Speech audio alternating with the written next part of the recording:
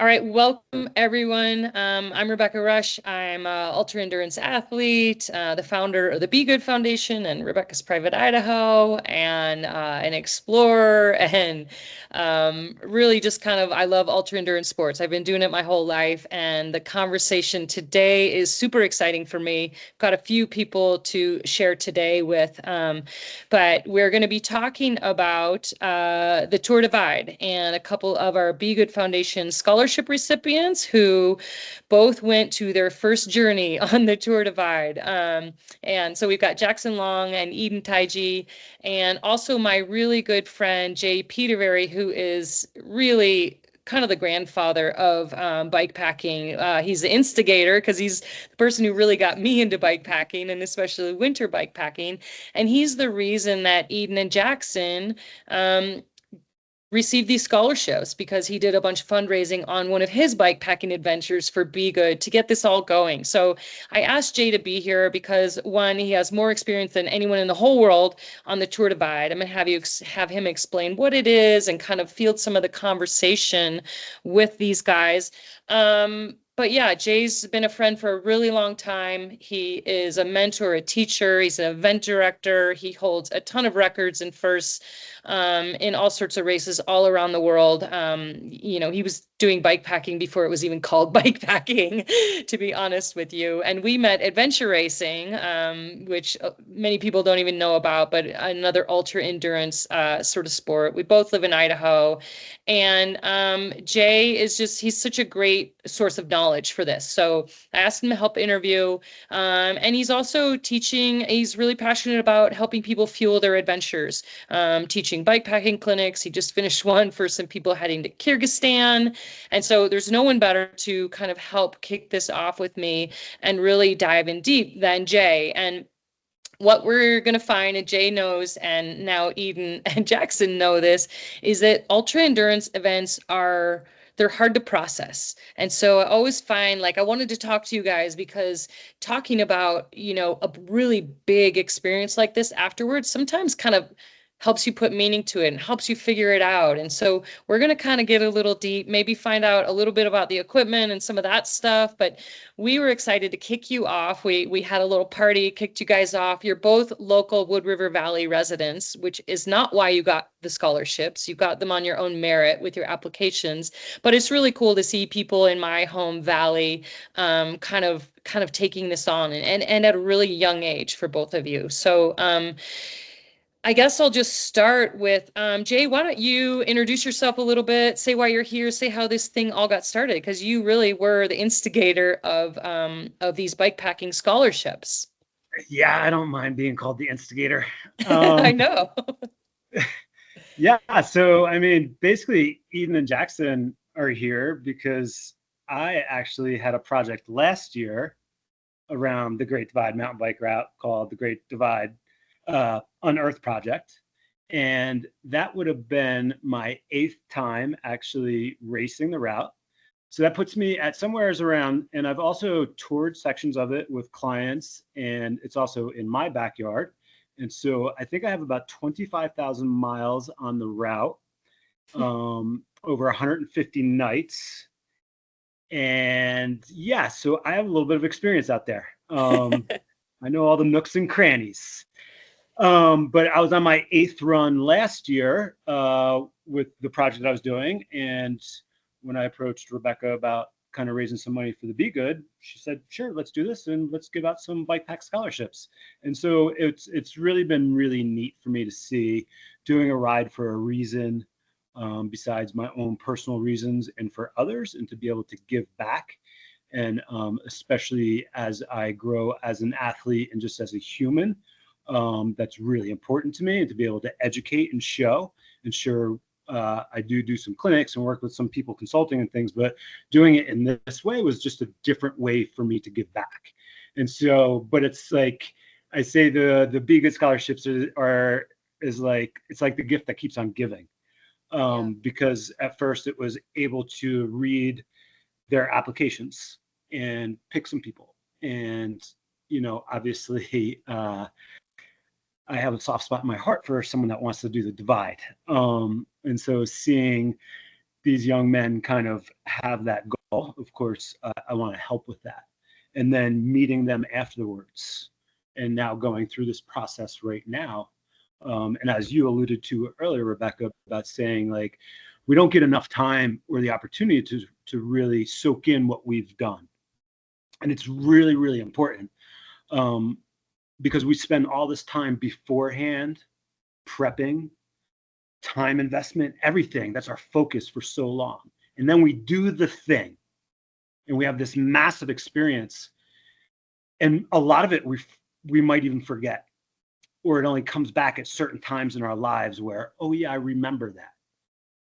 But we don't take the time to actually decompress, think back what happened, or do these things of taking notes or remembering or talking with people that even understand.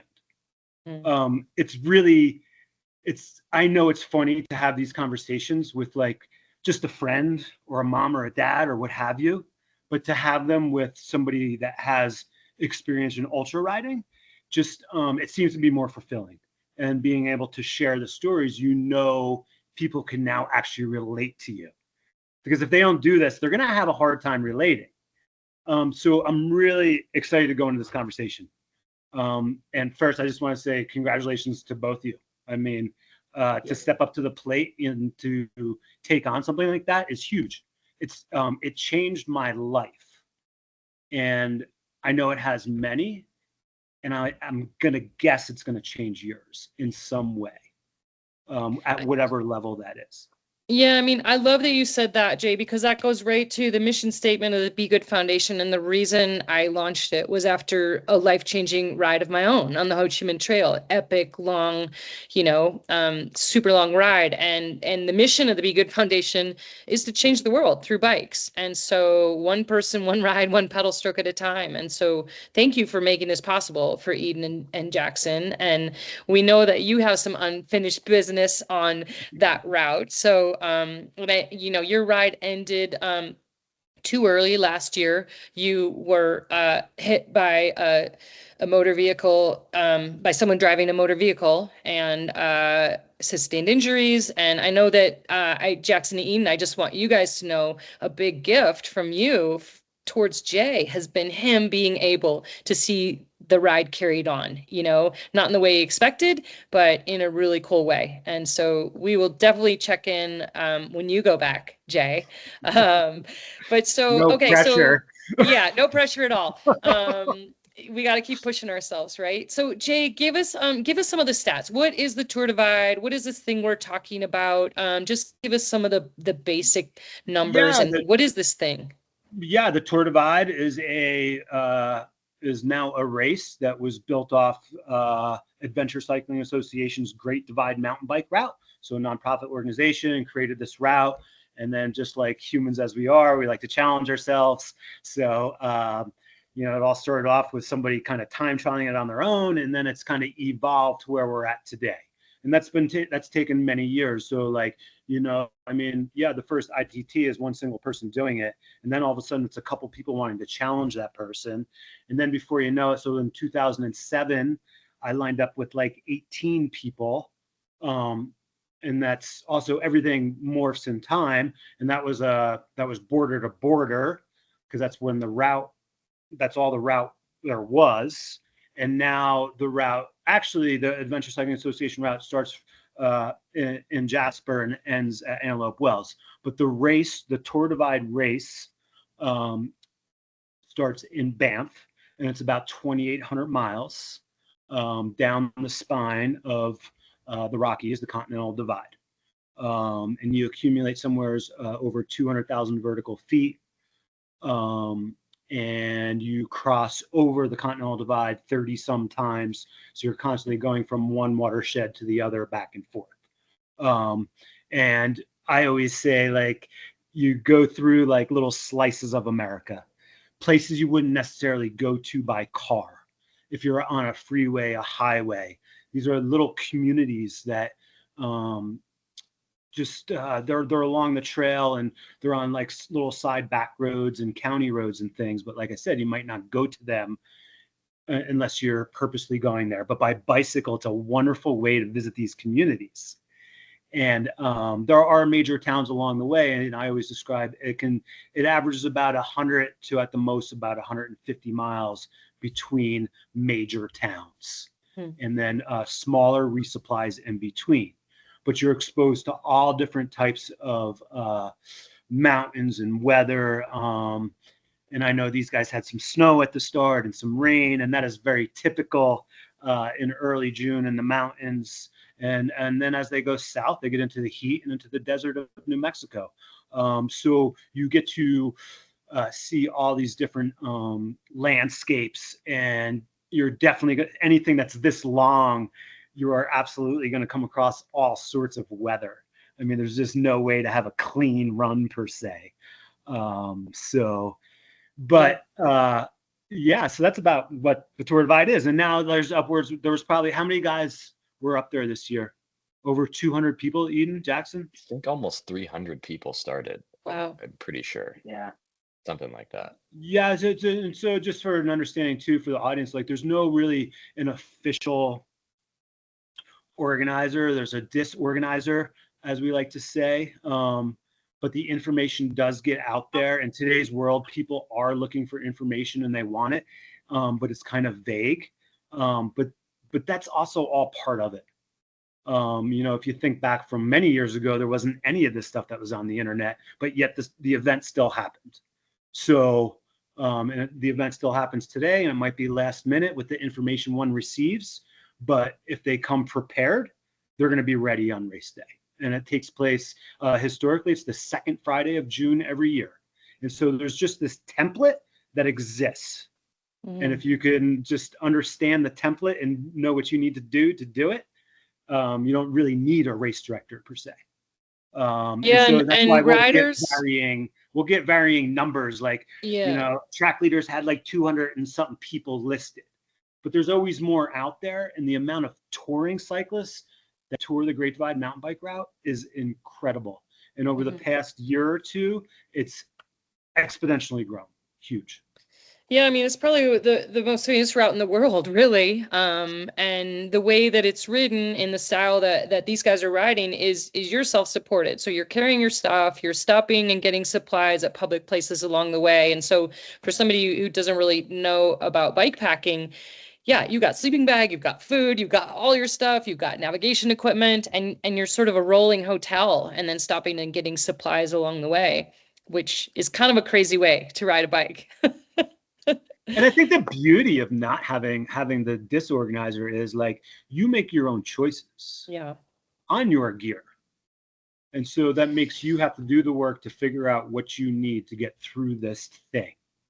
And I think that's really special, because like if somebody doesn't want to carry a sleep kit, they don't have to. If somebody wants to carry a full-blown tent and a big old sleeping bag, like that's their decision too. And there's just styles traveling by bicycle.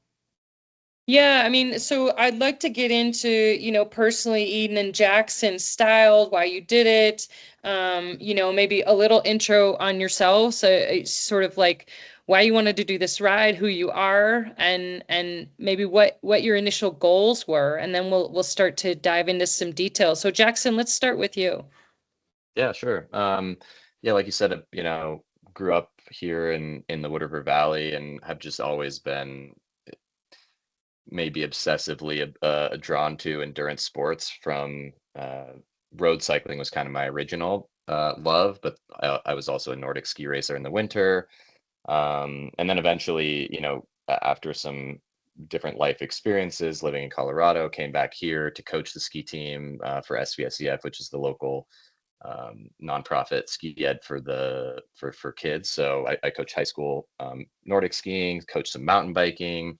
But while I was, in school in Colorado, I did, kind of an undergrad in physiology and a master's in nutrition. And I'm really passionate about sports nutrition and kind of coaching in like performance realm. And, but really just figuring out a way to spend as much time, pushing myself outside, whether that's trail running, Nordic skiing.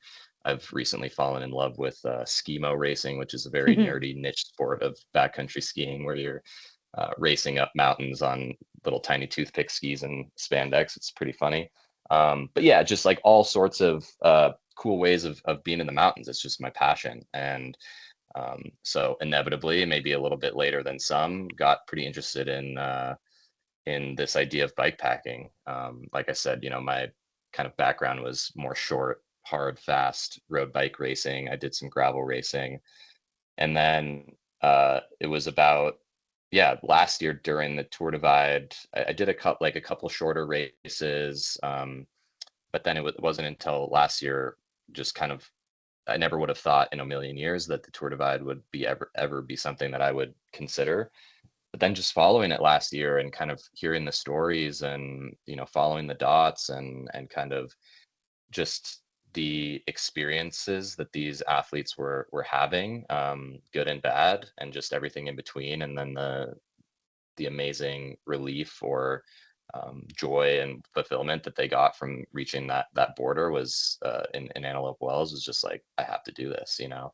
And I think I was really drawn to this idea and bike packing, and I think part of my my application, I think, spoke to this. And I haven't been like super public about this, but just like around that time when I was following the Tour Divide, it was early on I was developing a thyroid disorder, a hyperthyroid issue that really manifested in some mental struggles, really, like just crazy anxiety, depression, swings, and it was like didn't really know what to do, or I didn't at that point actually. And when I was watching the Tour Divide, I didn't know what was going on with me, and so it was really following that race and then setting this goal of like, I want to do this next year, that kind of inspired me to like have something to kind of focus on and really like speaks to Be Good. I think speaks to Jay's philosophy as well, of just like the empowerment that you get from the self-sufficiency really of the bike, and I think that's what really drew me into bike packing. And I think what's different about traditional cycling disciplines is that you're out there on your own, you're fully self-reliant. There's so much detail that goes into the setups, the preparation, the training, and then just the actual act of doing it. And really kind of like it creates a sort of discipline, and for me at least, a self-confidence that I haven't really been able to find anywhere else. So that's kind of the gist of it. Yeah, that's awesome. I love that. And this was your first Tour Divide, right? First Tour Divide, first proper long bike ride. First proper long bike ride. Well, you picked the biggest one to do your first one. And so tell the group where you made it to, just kind of a quick synopsis of the mileage you did and the experience. Just so we'll get deep into it, but yeah, just a quick overview. Yeah, I was I mean, it was, we'll probably talk about some more of the details, but I got to within around 700 miles of the finish. I was just a couple hours into New Mexico. Super stoked. Crossed the border, saw the Carson National Forest, New Mexico sign. I was like, this is crazy. I just rode from Canada. What the hell? And unfortunately, a kind of a combination of factors with some weather and mud and drying mud and caked tires. I had a crash and fell in a bad way and just stuck out my hand and broke my wrist, or my I guess the end of my radius, my arm, and was in a very remote place. And it was in the middle of a thunderstorm, and right before this new section they added a super technical 18-mile single track section of the Continental Divide trail, like the hiking trail, which was cool. I started on it. I rode the first like few miles, and it was beautiful and amazing, but it wasn't possible for me to go on with a broken wrist and some bruised ribs. And so I had to call it there, unfortunately. Yeah, super hard, but I mean, you rode 2,000 miles on your first longest bike ride, so that's pretty insane. All right, Edyn, let's shift to you. So Jackson, you were on 13 days on the Divide route, is that right? Yeah, so 13 days of pretty much nonstop riding. Edyn, you give us a little background on who you are, your experience, and overview of your finish. Yeah, so I'm Edyn. I have been like riding bikes in our valley since I was very, very small. And I think what like just draws me to riding bikes is just having the freedom to pretty much go anywhere.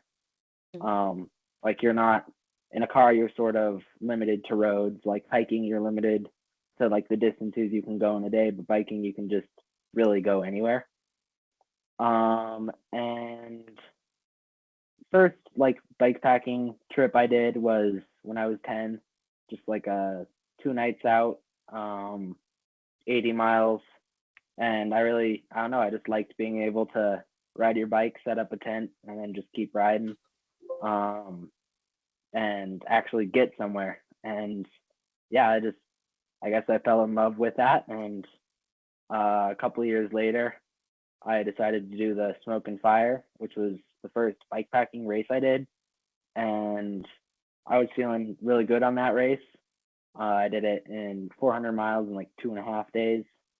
And I felt like I could go even like, or do more days. And that's when I started really paying attention to the Tour Divide.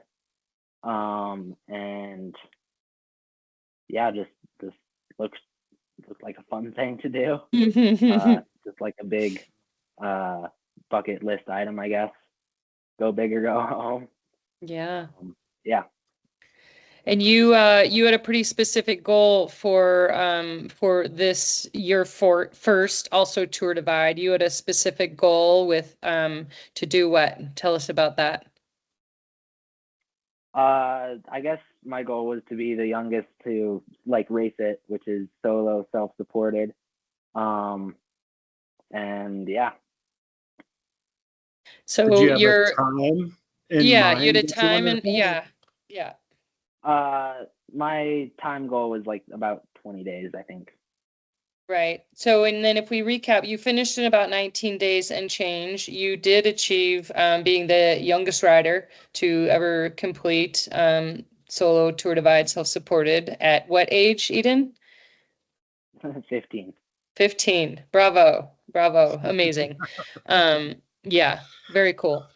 That's And like what, like Jackson, at least 2 years on the next youngest, probably is like the next youngest, like 17 or something. I don't know Yeah. exactly. I know there's been some younger folks. I know there's been some 17, 18-year-olds before, but 15 for sure. I mean, I could remember like I did the Smoke and Fire the year Edyn did that. And like he finished like a handful of hours behind me or something. And I was just like, oh boy. Who is this crazy kid? This kid's going somewhere. I don't know where, but gosh.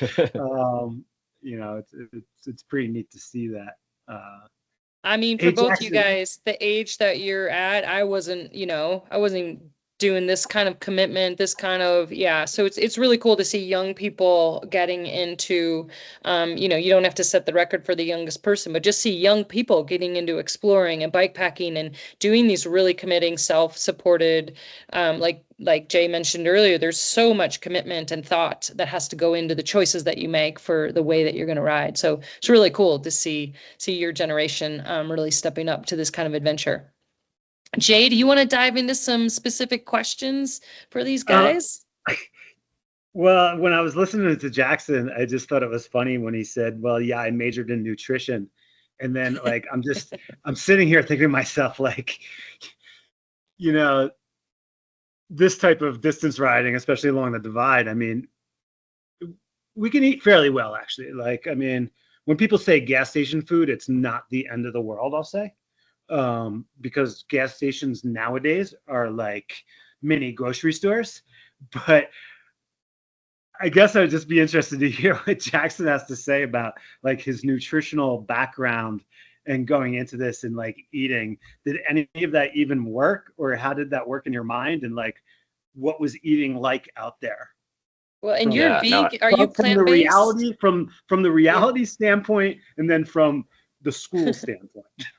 Yeah, totally. I mean, yeah, so that's a big part of my journey is like for the past almost 10 years, I've been pretty much like exclusively vegan. So like no animal products for the most part, um, which, is fairly, it's a lot easier in, 2024 than it probably was a decade ago or 2 decades ago. But for sure, as an athlete, it's something that you have to be really focused on. And I have done it for a number of reasons, ethical and environmental and health, whatever.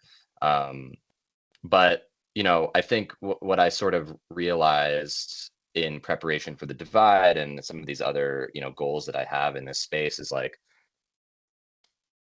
and just in travel in general, I never want it to be so rigid and disciplined and like dogmatic where it limits my life experience, right? And so that was a big thing going into the divide, knowing that I was going to have to be flexible and and sort of preparing for that, because yeah, from everything you read and hear about and talk to people about the divide, it's exactly that. It's like you're basically living off of gas station food um, for 2 to 3 weeks. And so I had to definitely change my diet a lot. And it was actually pretty surprising to me how quickly my body adapted. I mean, for sure, the first like 4 or 5 days, I think not necessarily because I was eating like vegetarian on the divide. I didn't eat any meat out there, but I was eating, like milk and yogurt and eggs and of course like millions of peanut M&Ms, and things like that that have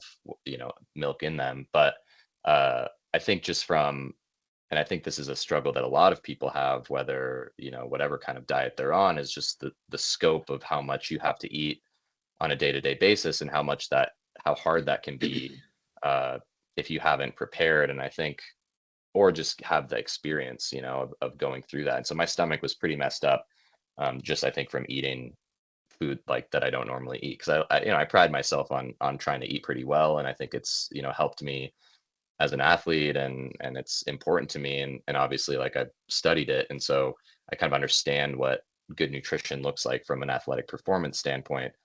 All of that gets thrown out the window out like on the divide, and you're you're just in kind of survival opportunistic scavenger mode out there.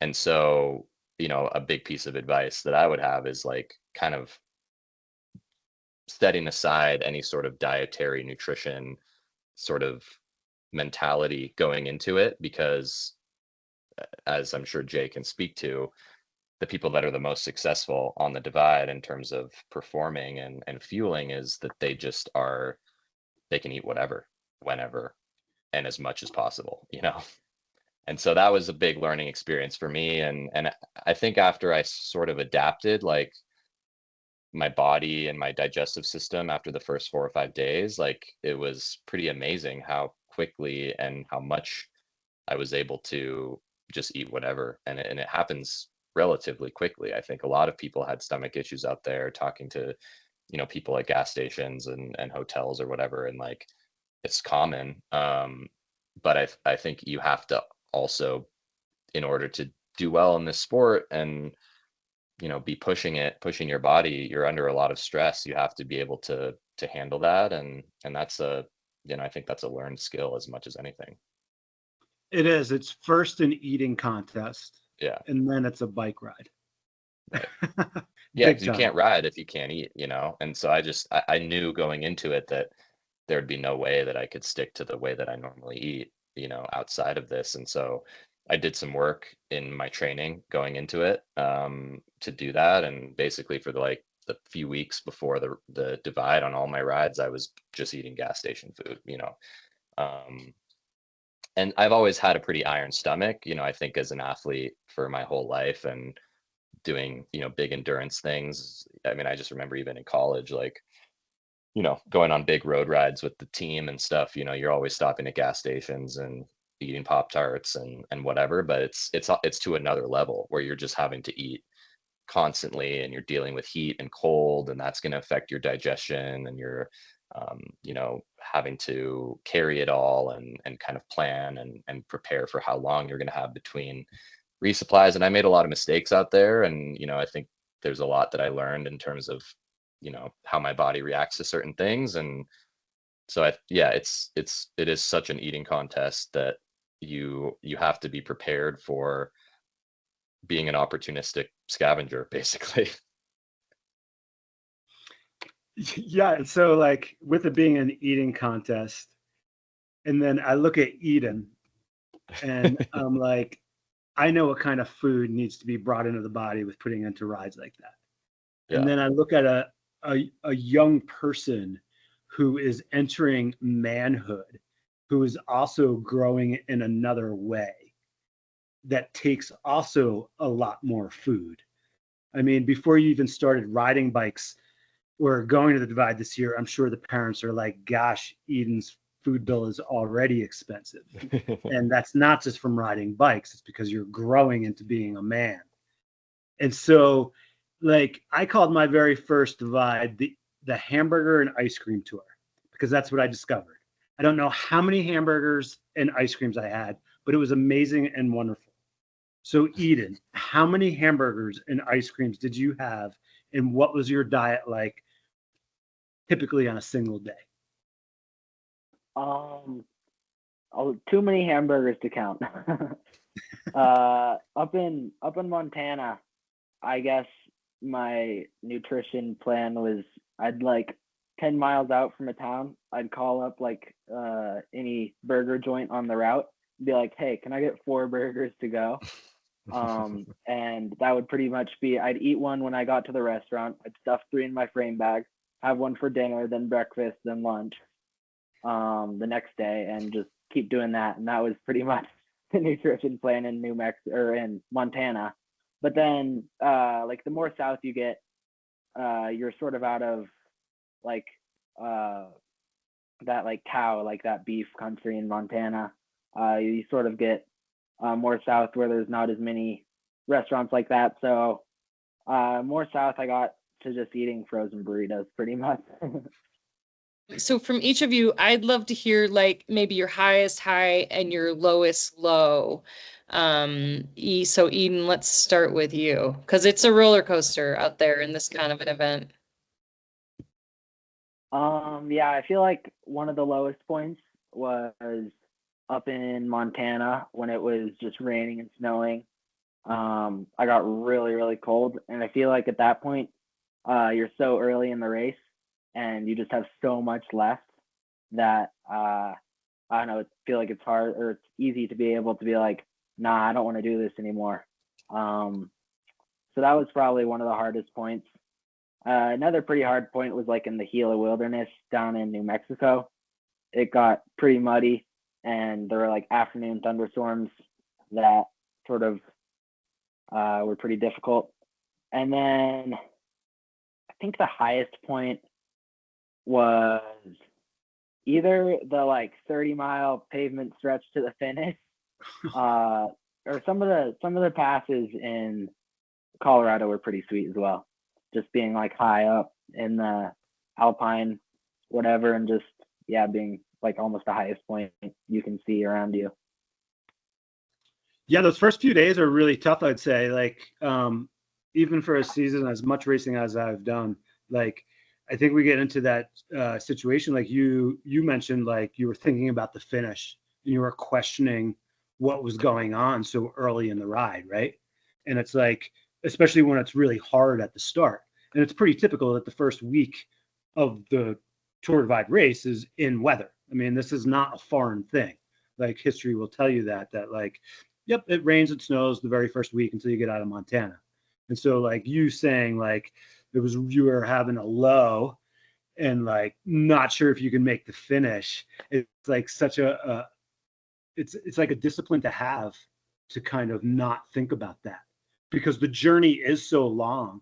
And for the people that cut themselves short, they never even know what that finish was because they didn't give themselves that chance. And so that's honorable to overcome that, recognize that, and to actually speak that is really powerful, because you know this now and we're talking about it, and that's going to help you moving on. And I think that's really neat. How were you in the moment when you were having that low time and you were so early in the race? What was your thought process? How did you get through that, Edyn? I guess just keep pedaling, because when you're pedaling, you're warm. And just trying to just keep making progress, because like wherever I was in the middle of nowhere. Stopping there is not going to help. It's just going to make it longer until I get to a warm place. Pretty simple, but not easy to do. Just keep going forward. Just ride forward, right, Jay? Oh yeah. All right, Jackson, what about highest high, lowest low for you? You can do lowest low, highest high if you, however order you want to do it. Yeah. I mean, low, I think kind of similar, except mine was like a little bit more extreme than Edyn, I think, in terms of just I kind of stopped for a little while. I think like the weather, I was prepared for it, and in the moment, I was never.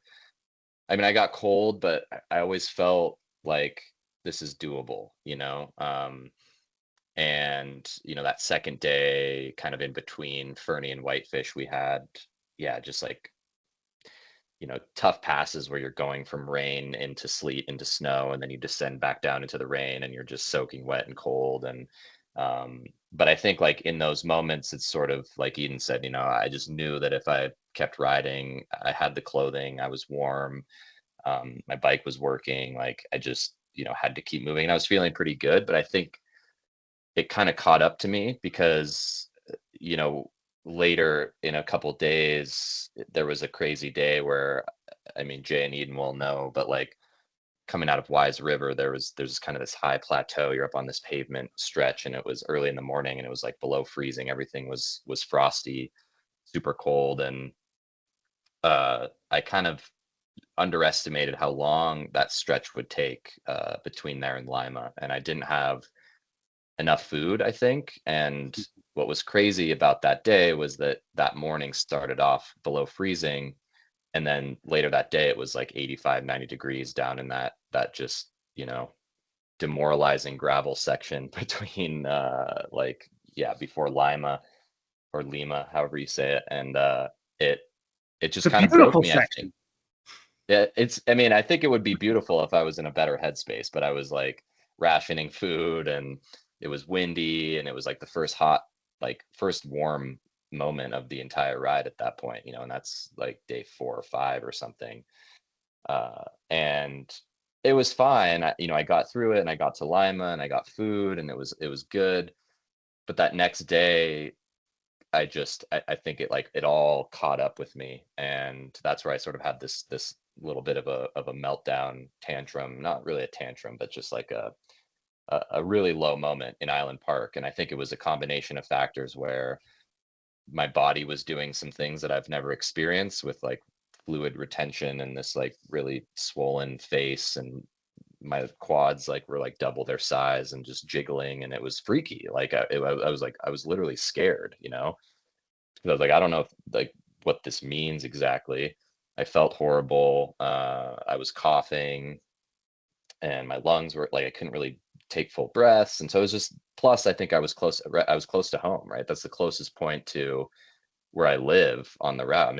I'm in Idaho. I could just ride home, a few hundred miles over, the next couple days, and just be done. And kind of like Edyn said, right? It's overwhelming and daunting to start thinking about what lies ahead. And so it was just like this kind of perfect storm of a lot of factors that I think, in talking to Jay before the divide, I mean, Jay, you basically said like, this is going to happen. And I knew it was like this, these kind of things happen out there, but it's just in the moment, you're not quite prepared because you've never experienced that. And so all the people in the world can tell you these things, but it doesn't matter until you're actually physically manifesting it. And so I basically made the call. I rolled into Island Park that morning, and all this was going down, and I just, I was so close to pulling the plug, because I was just freaking out. And so but I knew that if I could get through this, and that there wasn't anything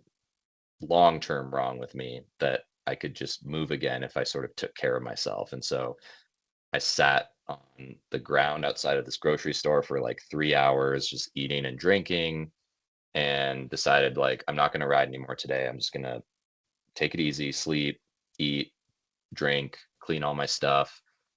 sleep here tonight and then just move tomorrow. And even if that means riding 20 miles, that will be a success. And so that was a pretty low moment. And I think, and really honestly, the highest high of the whole divide for me was the sort of the fallout from that, in a way, right? The next day, riding through Grand Teton National Park.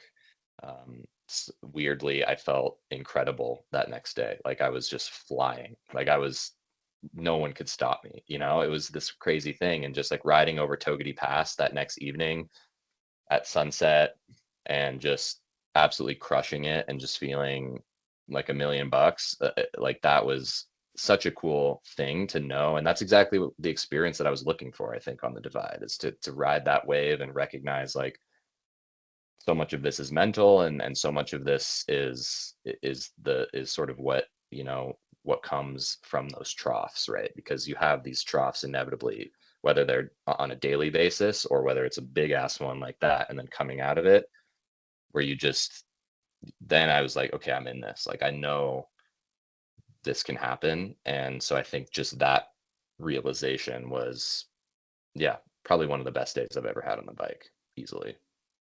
Yeah, man, it just makes me smile to hear all this. A lot of people can't relate to this, and I can 100% relate, and I know Rebecca can. And you're spot on with both what you're both saying, like, because you can't get these experiences without having these experiences. And just like I said, I told you exactly what was going to happen. How on day 3, 5, 4, and 5, you're going to feel like shit. You're going to want to quit. Like you're going to blow up. And like this happens to everyone. It still happens to me. But that beautiful day afterwards is amazing. And it's so powerful. People don't understand how powerful.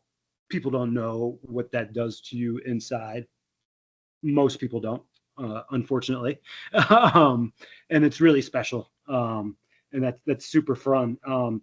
You know, I come up with, you've heard me kind of give out these mantras and things, and you know, I have little tidbits I say, and it's a lot of it's from riding the divide. And it's like, you've already mentioned them. You were like, yeah, living in the moment. That's something I say. That's a hashtag I use. But you both said it. You needed to live in the moment because you didn't need to think about the finish. You know, you mentioned you had to sit down and do your work. I say that all the time. Do your work. You had to stop, eat, take a break, relax. It doesn't matter if it's an hour or 3 days. You just need to do it. And then, you know, I mean, riding forward, you say that. That's not just a thing about riding forward. It's just about doing all these things. And that puts you there. So awesome. I love it so much. There was a question from an individual. There was some questions delivered to that social media post. And I'm going to say it to both of you. And it's pretty, I found it pretty interesting because it was my biggest fear going into my first run. And it was about being alone. And like, I love the gear. I love the preparation. I love making my own cues. I love studying everything and doing all that stuff. And I was worried about being alone. I was worried I wasn't going to be able to think straight. I carried a mini calculator because we didn't have phones. I wasn't sure if I was going to be able to do the math because I knew I'd pushed myself really hard. But I also, like, I carried an XM radio, a portable XM radio. And back in those days, that meant it was like the radio was like this big. And then there was like some ports, another piece with an antenna that I needed. And then I had it hooked up to this solar piece. And I was like, oh. And plus I paid for the subscription of it all. It was like the biggest waste of money ever. But like, I was afraid of being alone and I wanted to hear someone's voice. So I was like, well, I'll listen to the news. I can hear somebody, not just music. And come to find out, I don't mind being alone. It was the easiest thing ever. I actually loved it because it gives me the biggest focus I could possibly have. And when you embrace your journey and love it, it's so good. And so, did you guys ever experience any fear or loneliness out there being solo? And if you did, how did you overcome? You want to go? Yeah. I mean, I definitely was like nervous about just how remote some of the places are. Like you're just out in the middle of nowhere. It's just you. So yeah, I was definitely nervous about that to start. And during the ride, there were definitely some like lonely parts and just low parts like that. But I feel like you sort of like, maybe you're lonely at the bottom of a massive climb. You're feeling low. You're just like, oh, I got to do this all over again. But then when you get to the top, you're like, I get a good descent. Like, you just can feel good again. And like, it might just be like that short stretch of a climb. It might be like an entire day that you're feeling down and feeling lonely. But it's not going to last forever. You're going to be somewhere with other people eventually. So just trying to keep going and work through that. Let me ask you a question. Being that you're 15 years old and technology is so much different amongst kids than, say, the way I was brought up, how much time did you actually spend on the phone, call people or talk to friends or family? Significant amount of time. Like most of the time when I had service, I would just call up someone just to talk to them. Interesting. So Jackson, Edyn, what's your take? you were riding and talking, like you were just moving on your bike and Yeah, I had like earphones on and just, yeah. Wow, that's different than your FM radio, Jay. Way different. All right, Jackson, what about you? Yeah. I mean, I've always been a pretty solitary person, and I think that's why I've been really drawn to backcountry skiing and cycling, and even when I was Edyn's age, training for road racing, I would always prefer to train alone.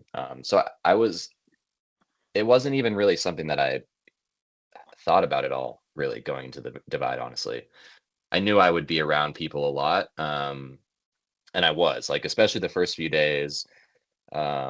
There was kind of this group of us that was kind of just like washing machining, yo-yoing all around, and it was cool. Like it was really special to be able to like roll up to someone and like chat with them and like, oh, I'm from Australia, or like, oh, I'm from Belgium, and like, you're all out there on this incredible route, and to share that experience. And I think one of the big mistakes actually that I made on the divide as a whole is, I think it's just my super competitive bike racer brain. I became very preoccupied with trying to catch people ahead of me, or think about where other people were in relation to me. I think that's if I want to do more of these types of events and races or whatever, it's like something that I'm going to have to rewire in my brain, I think, for a while, because I mean, that's just, when you're talking about gravel racing or road racing, that's just like, that's the name of the game, right? But I think what it did was it actually sort of unconsciously made me ride harder than I probably should have. And even if you're not directly riding next to someone, and what, like, you're subconsciously pushing probably harder, or making decisions that that you maybe would be disadvantageous later down the line.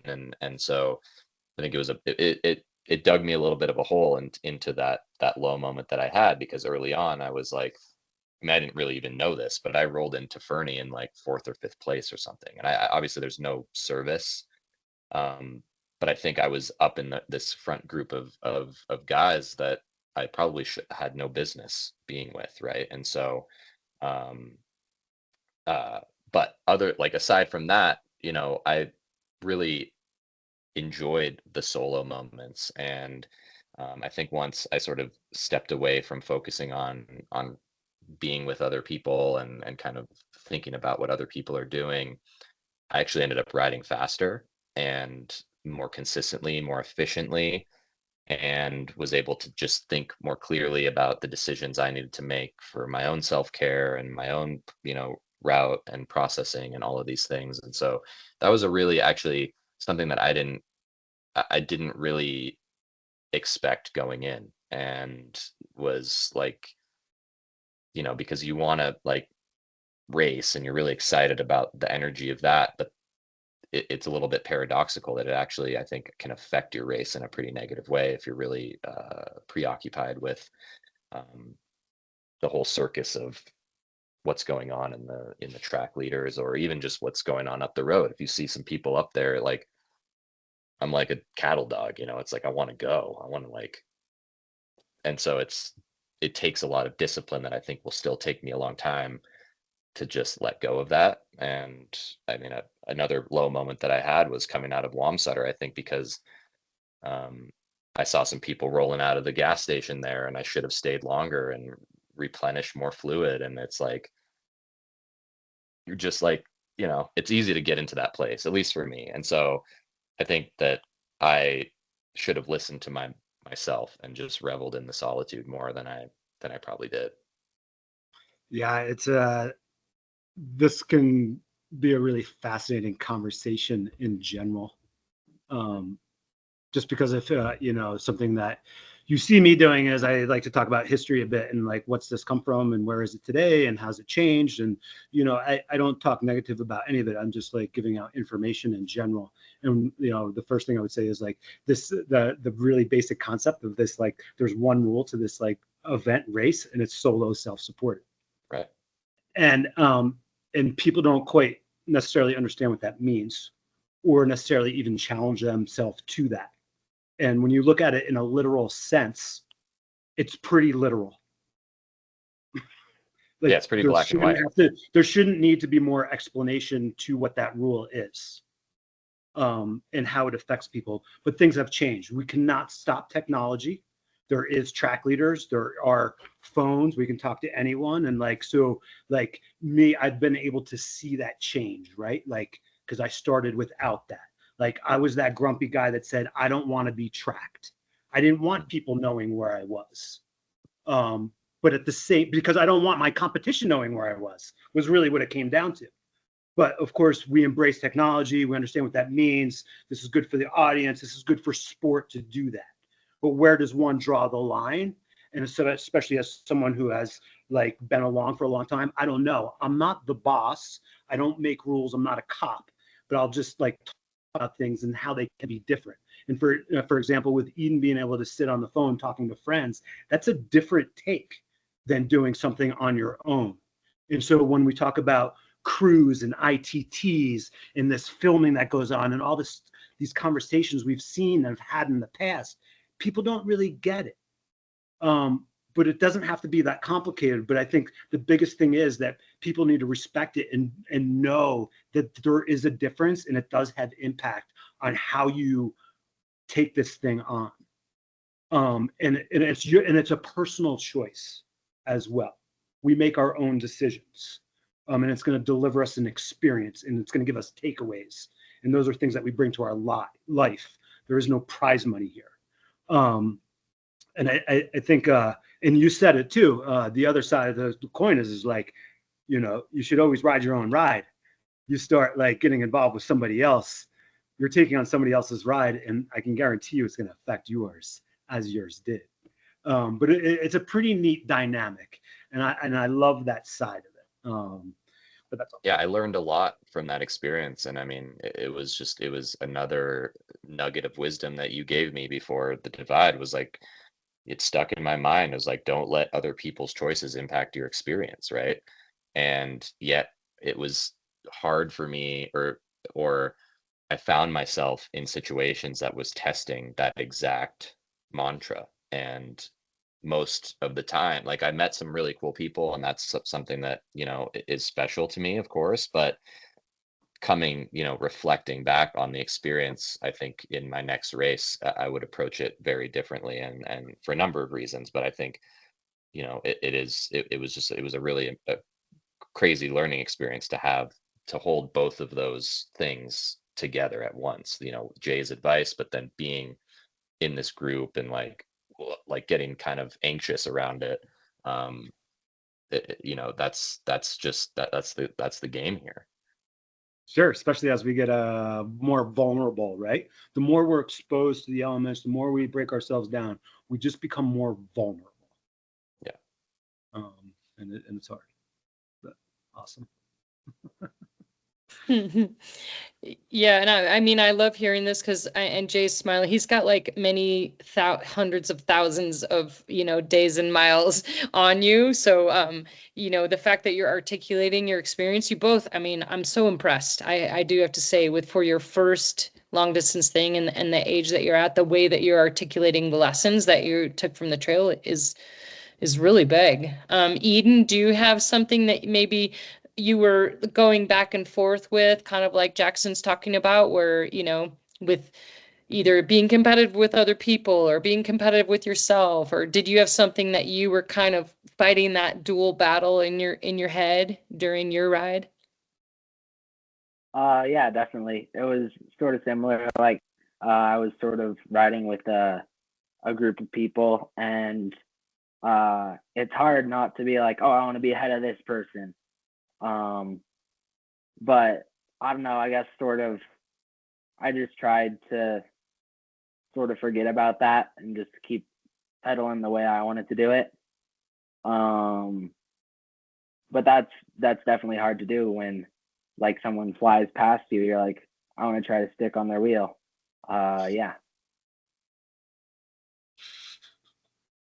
I mean, Jay is the master of pacing and strategy, and not showing his cards at all to his competitors. So yeah, he's the one to learn from in that aspect. But I've always really respected that about you, Jay, is that you're very aware of where your competitors are, but you absolutely do your own race, your own event, because you know yourself so well. You're so experienced in it.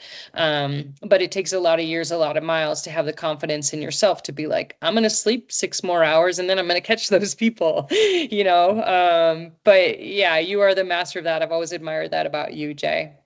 Thank Well, you. and it's like, I mean, just to kind of piggyback off of that, like, there's this really interesting balance that I sort of discovered is like after that low moment, I sort of stepped back from that. I tried to step back from that racing perspective and focus and just ride my own thing. And I would just be curious to hear about Jay's experience. And obviously, you don't have to give away all your trade secrets, but there's this really interesting balance between like traditionally racing and pushing yourself so hard in a competitive sense, but also letting go of that grip a little bit. Because what I found was as soon as I let go of that pressure that was mostly self-imposed, I actually rode faster and I felt better. And I was there, the pressure release valve went away, and then I was able to take care of myself better. And then without even really thinking about it later on in the race through Colorado and into New Mexico, I was catching people that had maybe had a different approach. And I think that's a really interesting part of this game that I'm really interested and excited to explore further, because I think that's like paradoxical in the traditional sense of competitive sport. Yeah, I mean, honestly, that's what keeps me coming back. It's like, to me, it's just a big puzzle. Yeah. And that's why I've done ITTs, like an individual time trial. You're not competing against anybody but yourself. Right. But I just know I'm going to learn so much. So I just try all these different strategies because I want to try to figure out different strategies and how that pays off. But I would say like the one thing is like what makes the Tour Divide so unique is its length. For the fast guys, it's 2 weeks. For like any person that gives it good effort is 3 weeks, and then there's the 4 week people. So it's like it's such a long time to be out there, and I think one just needs to realize like all the things you do are going to affect what you're doing next, and it's like you just have to think forward a bit, but not too far forward, and like knowing that there's dividends in everything you do. Like you stopping and slowing down for a few days was a good thing. As hard as it might have been, it paid dividends later, but you didn't realize that until a week later when you caught the other people that you were with that you dropped away from. And I think that's the beauty of an event this size. You can't just rely on this physical ability or this grunt or this mentality of I'm going to suffer for 5 days and get through this. Like you can't do it for this amount of time. And then there's a part where like you really have to love it and enjoy it. You really need to like be comfortable in your skin, where you're at, in the woods, the things you have. And like, what is it going to take for me to get to that finish? And that's the, if you go into the mentality of just like, my only goal is to get to the finish. It doesn't matter how long. Well, that's great. Anything else beyond that's like a bonus. Yeah. And usually it's going to be better than that, right? But if you just like strip it down that way. And I don't have any magic or tricks to it. I just like, I try to keep a positive attitude and like, know like, yeah, I need to take care of my feet. If I want to get through this, I need to take care of my stomach. Like, it's like, it goes back to those like basic concepts. It's kind of funny because I just finished a camp this weekend, but like, we just talk about CSU all the time, and that's Common Sense University, like do the things to take care of yourself, and that's how you're going to get there. Like, it was that easy, everyone would do it, Jay. But no, and I know it's not easy. I'll be the first to like, it's not easy. Not everyone has the right personality for it. Not everyone has the right discipline for it. But I do believe you can learn from it. You can talk about it, and just even having this conversation in general, I hope can help someone else. Yeah, absolutely. I'd love to pivot a little and find out about any like crazy weird things, any animals you saw, just kind of like, I mean, I love this conversation. We're getting like kind of deep into like sort of the mentality of like, it's kind of Buddhist philosophy in some ways here. Yeah, but I want to hear some of like the fun or weird stuff or crazy stuff, or just kind of like rapid fire, I don't know, animals or people or weird things that happened. Edyn, do you have anything like that funny to share, or interesting or scary? Well, only really scary animal encounter was a grizzly on the first day, but it didn't really seem to care too much about us. It was just like cruising 100 feet from the road and just really didn't even look at us as we rode by. And then there was another experience down in New Mexico where there was this guy with his dogs out in the middle of nowhere. It's like when you first get into New Mexico, you're super, super remote. And this guy, he doesn't speak English. He comes out with like a hunting rifle over his shoulder, and he's like, "Hi," and he ends up being super nice. But yeah. So yeah, those are the two. A lot of interesting people out there in the places you would never expect. What'd you see out there, Jackson? Anything funny, weird, scary? I mean, I know a lot of stuff, but what stands out? Yeah, the worst experience I had was the human animal. I had to call the police on some people. The first time I've ever called like the police in my life. Like, I had to call the Helena police station. I was staying at this motel in Helena, and I still don't really know what was going on because I was pretty cracked out of my mind at this point. But it was like after a couple big days. But there was this family that was parked. It's just like a motel, right? So the street is right outside of your door. But like in 3 or 4 in the morning, these people were like in and out of their car. There's screaming kids. This lady's chain smoking, making a ton of noise. I'm not even sure that they were staying in the hotel. But they had stuff like scattered all over the street, all over the hotel. And this is like right in front of my window, and it's like 3 or 4 in the morning. So that was a bummer. I mean, I don't know the exact circumstances of what was going on, and it ended up being fine, but I didn't sleep that well. And that was like my worst night of sleep on the whole divide, interestingly enough. I saw some bears. Yeah, I saw one on the first day. I saw some in kind of Grand Teton zone. I saw some badgers. I saw a really cool owl. A lot of cows, probably more cows than I've ever seen in my whole life.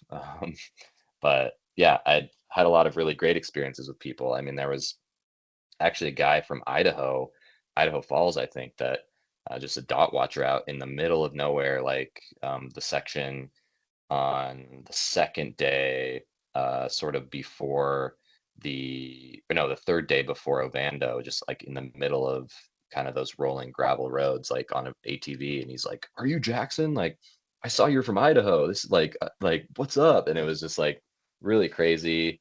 Yeah, I was amazed actually, and I think I'd heard about this, but I was amazed at how many people from gas station clerks to, you know, hotel managers to random people on the side of the road that are just in love with the divide and just think you're the greatest hero they've ever seen in their entire life. And just like, you know, I remember there was like at Lava Mountain Lodge, you know, the lady at the hotel clerk, like she had track leaders just put up on the computer. She's like, oh, let me like move this away. I'm gonna like book you a reservation. It's like, this is Oh, crazy. So I that's really cool because it's it so is weird and cool, like and niche what it's we're doing, you it's know? And obscure. I will say my mom is one of those dot watchers, and she's one of those crazy people that goes out on the courses. And I'm like, yeah, Mom, you don't know these people. And she's like, right. I don't care. I love it. And so it's actually really cool to see people who don't even ride bikes, that they Yeah. just, you're inspiring them and they want to come out and be part of your journey. And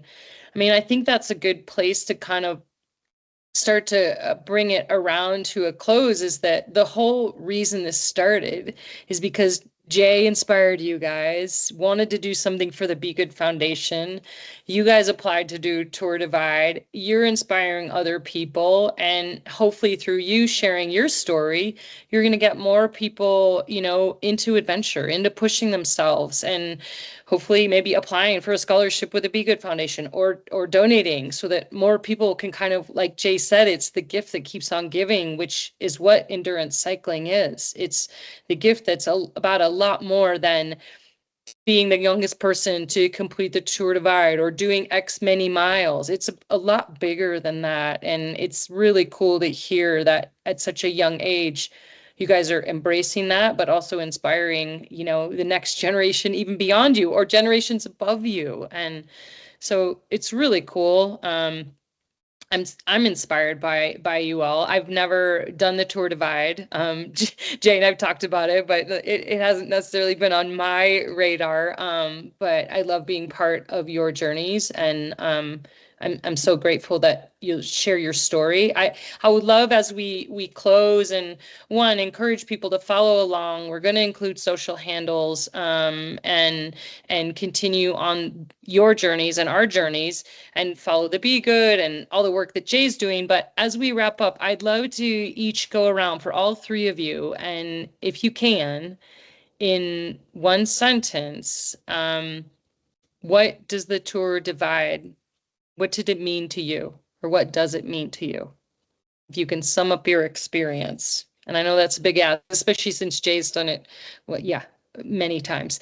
But yeah, Edyn, let's start with you in one sentence. Your experience, what it means to you.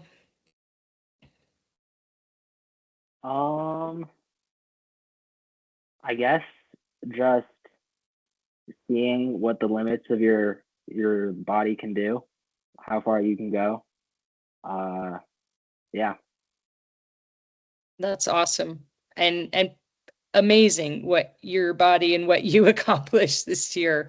Holy cow. Made history there, young man. You sure did. All right, Jackson, what is your takeaway, your sentence, your sentiment? Yeah. I mean, I think it's an opportunity to challenge yourself in more ways than just a bike ride, like beyond physical, beyond mental. It's a journey that you can't replicate in daily life. I think that's a pretty good way to put it. I love that. All right, Jay, my fellow instigator, adventurer, facilitator, the person A who man of many likely words, but made more miles than anyone, I think, on the Tour Divide and on this route. So what does the Tour Divide mean to you and this experience? yeah, it provided me the opportunity, and it taught me what my passion is, what my personal passion is. And Incredible. and I think that's it's a pretty unique thing, because I think there's a lot of people in the world that don't even get to discover that. So Yeah, I mean, I love that. And, you know, you discovered your passion on a really long bike ride. We come full circle again. I discovered my purpose and passion on a really long bike ride, which launched the Be Good Foundation. And so I'm really grateful to the people who donated to allow these adventures to happen. I'm really grateful to you, Jay, for being the instigator, and Jackson and Edyn for making us so proud and inspiring us and a whole nother generation of people who are going exploring on bikes. And for those of you tuning in, we'll put all the handles and the tags and the links for the Be Good Foundation and to all these guys, so you can follow along, and happy adventuring. And as Jay would say, ride forward. And as I would say, be good. Thanks for tuning in. So awesome. Thank you, everyone. Yeah. And just thank you too. I mean, obviously, like, we don't get to thank you enough, I don't think, but this wouldn't have been possible. Like, I don't think I would have, it was sort of the kick in the pants in a way, because I think as soon as I got that email, it was like, you're, accepted, here's your thing. I was like, oh shit, now I have to do the Tour Divide. Now I got to do it. Yeah. I think that's what I think is the most inspiring about this, and what I would hope to, give back to younger athletes, anyone, honestly. And everybody that I talk to, I'm like, you should think about something. But I think is that it takes just a little bit of activation energy, and you'll find that once you just try something, like, I mean, obviously maybe not as big as the Tour Divide, but something in this realm. I mean, I'm sure most of the people are into bikes that are listening to this, is to challenge yourself, because you never know, like, you just don't. And it sometimes takes a really lofty goal or objective or idea to make it happen. And it's just incredible that there's projects and, funds and support in the way that Be Good and Jay are doing. So so much gratitude to both of you. Well, thank you. And it's pretty cool. So anyone, if you listen to this before Rebecca's Private Idaho Labor Day weekend, you can come challenge yourself there. And we have one of our bikepacking scholarship recipients who is currently riding to Idaho from New York. So she's another one. She's on her way. She'll be here pretty soon, in another month. But yeah, it is the gift that keeps on giving. And you guys are inspiring a whole bunch of people out there. So thanks for sharing your stories with us. Thanks, Jay, for making this happen. Tour Divide doesn't give you I see your RPI race numbers and stuff, and I'm just kind of seeing. Yeah, there's like more up there. Yeah, very cool. We had in our old house, in our sort of bike storage area, like, our whole walls were covered with like mine and Greg's race numbers, and when we moved, we like took them all